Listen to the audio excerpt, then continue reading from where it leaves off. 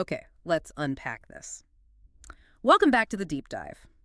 Today we're tackling something that sounds maybe a little dry, but is absolutely critical. The Manual of Patent Examining Procedure, the MPEP. Mm-hmm. We're jumping into Chapter 2500, which is all about maintenance fees, and we're really going to zero in on one section, 2504, patents subject to maintenance fees. Right. And our goal today is really just to cut through the noise. We want to give you the absolute must-know rules for keeping a utility patent alive. Think of this as your shortcut to understanding who has to pay, when they have to pay, and, what happens when the rules suddenly change on you. That's a perfect way to put it because, if you think about what a patent is, it's this right to exclude others, right? Right. Well, maintenance fees are what keep that right from just vanishing. Section 2504 is the rule book for that. It tells you which patents need these fees and, most importantly, the exact deadlines. If you get this wrong, a really valuable asset can just expire. Poof. That's a scary thought. It is. And, before we really dive in, we should give a quick thank you to Mike Shepard. He's the creative director who put this whole audio series together, which is a great way to tackle this stuff. Absolutely. And that brings us to our usual but very necessary disclaimer. We put the summary together using some AI tools, and it's really for educational purposes only. Yeah, this is not legal advice. Not at all. Definitely not. For the real authoritative guidance, you have to go to the official MPEP document, or better yet, talk to a registered patent practitioner. We're just here to help you get your bearings. Exactly. All right, so let's start with the basics. Where do we even begin? Which patents are we even talking about here? Okay, so the number one rule is pretty simple. We are only talking about utility patents. Only utility. Only utility. But there's a really important date tied to that.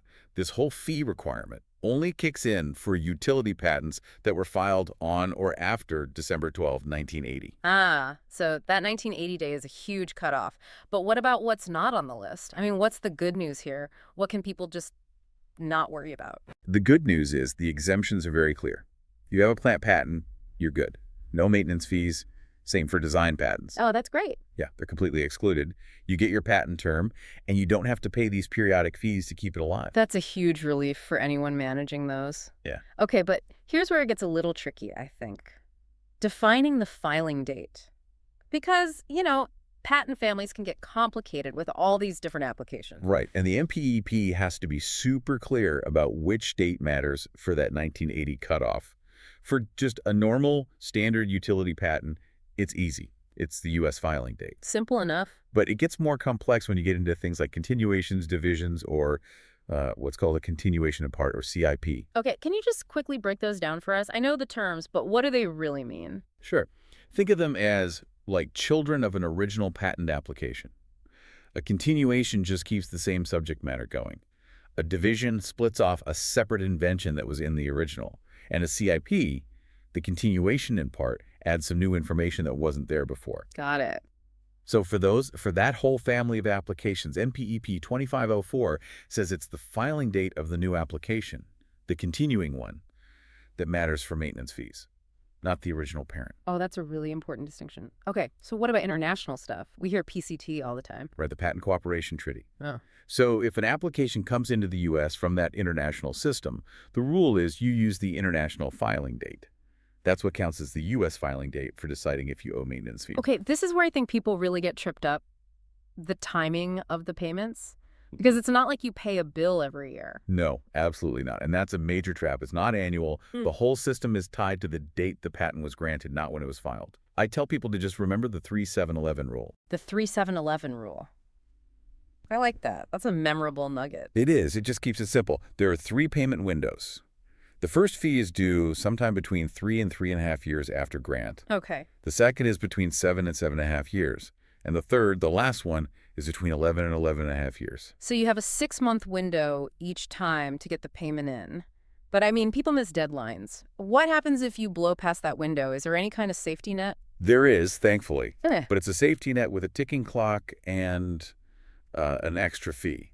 So for 6 months after each of those windows closes, there's a grace period. So you get a little bit of a safety net, but it'll cost you. Exactly. You can still pay, but you absolutely have to include a surcharge. It's mandatory.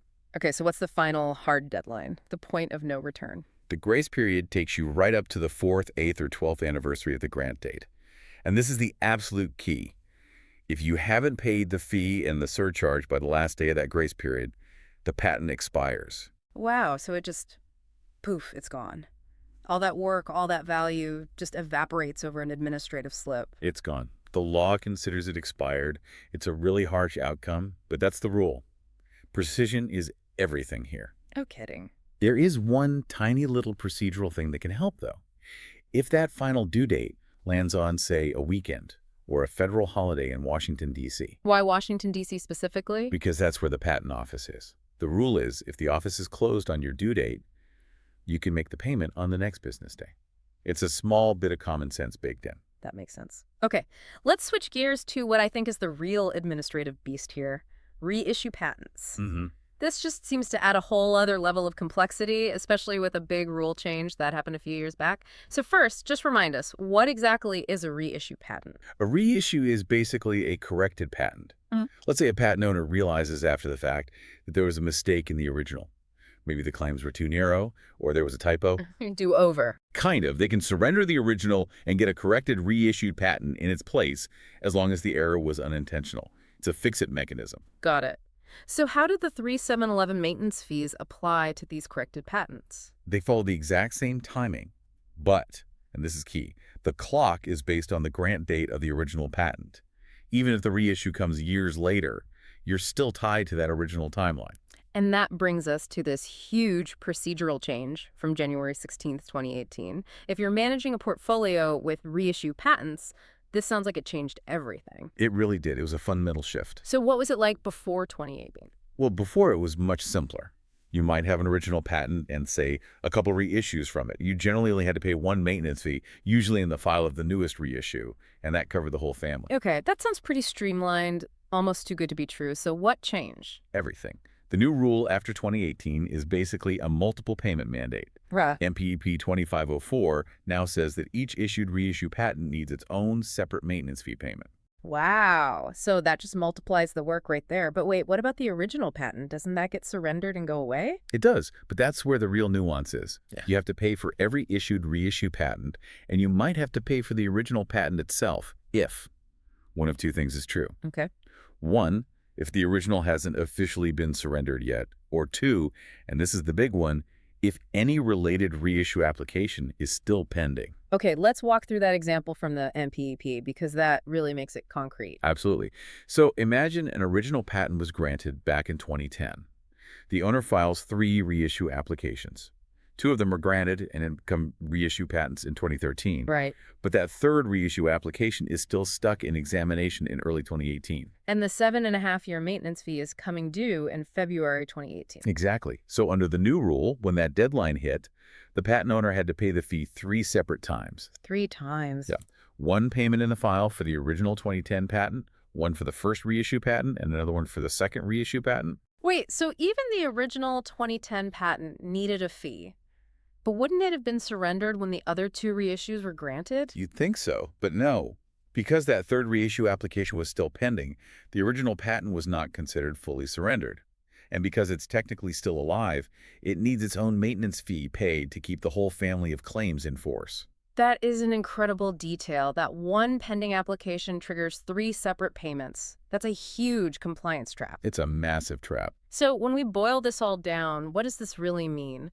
The framework in MPEP 2504 is, it's the lifeblood for keeping a utility patent enforceable. It is. The critical takeaway, I think, is twofold. First, the simple part. Plant and design patents are exempt. Yeah. Be thankful for that. Right. But second, for utility patents, that 2018 rule change for reissues means you can't make assumptions anymore.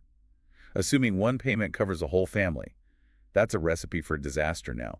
It will lead to unintentional expiration. That complexity just drives home the need for absolute precision. So here's a final thought for you to chew on. Given that all these reissue fees are tied back to the grant date of the original patent, how does having to track that one date across multiple separate reissue patents just exponentially increase the risk of things falling through the cracks? It turns a simple reminder on a calendar into a database management nightmare. You're not just tracking the patents you have now, you're tracking the grant date of their ancestor. An ancestor that might have been surrendered years ago. For a big portfolio, the administrative cost and the risk, it just skyrockets. It's a true test of how organized you are. A test that few can afford to fail. That's all for this deep dive into MPEP Section 2504. Thank you for joining us. We'll see you next time.